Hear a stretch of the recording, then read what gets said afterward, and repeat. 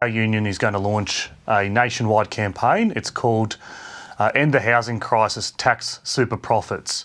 And as the name suggests, we're calling for the federal government to introduce a tax on super profits to fund the gap in social and affordable housing. What underpins this campaign is economic research that the union has commissioned through Oxford Economics Australia. And what that shows is that the current gap is 750,000 social and affordable homes. And over the coming 18 years till 2041, that gap is only going to grow to 950,000 homes. And that's when you factor in the proposed expenditure of the Housing Australia Future Fund and all of the state and territory housing initiatives that are currently known. So this is a massive problem. It is a national crisis in our opinion, and it requires the sort of bold proposals like the one we're going to be putting forward today. So, Zach, you say that 99.7% of Australian businesses are never going to have to pay this super profits tax. So we're looking at the big ones. How many of them? That's right. So the economic modelling that we've commissioned identifies about 0.3% of companies or 3,000 businesses that would be liable to pay this tax. And, you know, amongst those that would be liable to pay are the usual suspects, the big banks who, you know, last financial year recorded a $17.1 billion profit amongst the big four. The supermarkets who have only grown their profits and their profit margins over the past number of years during COVID, while the rest of us were doing it tough.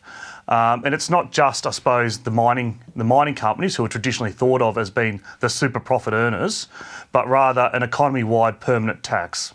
Well, we've been down this road before, kind of, with the mining tax, and Kevin Rudd, of course, saw his first stint as Prime Minister unravel because of it during that commodity prices boom. It hasn't been popular. You know those businesses will fight it. They'll say, why should we work so hard to create a profit and employ more people and put money back into the economy to then have it taxed? Well, I think there's a few things there that are worth responding to. Firstly, this is a tax on super profits. Those super profits aren't in the main being returned to ordinary Australians. If you're fortunate enough to be making a super profit, you still get to keep the majority of those super profits under this arrangement. We are only proposing to tax a portion of it. But I think the bigger question or the bigger issue is this. We are currently facing a national crisis. Like I said, 750,000 homes is the deficit that we currently have as a country.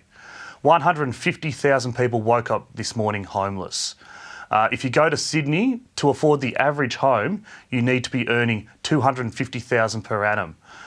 In Melbourne, that figure is $180,000, but it's hardly that much better. I don't think we can keep telling people that this is acceptable.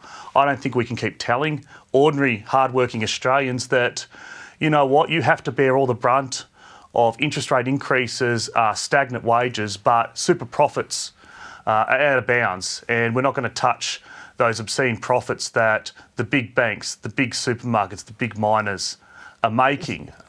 Without the sort of actions that we're proposing, the great Australian dream of home ownership and financial independence may well and truly be dead.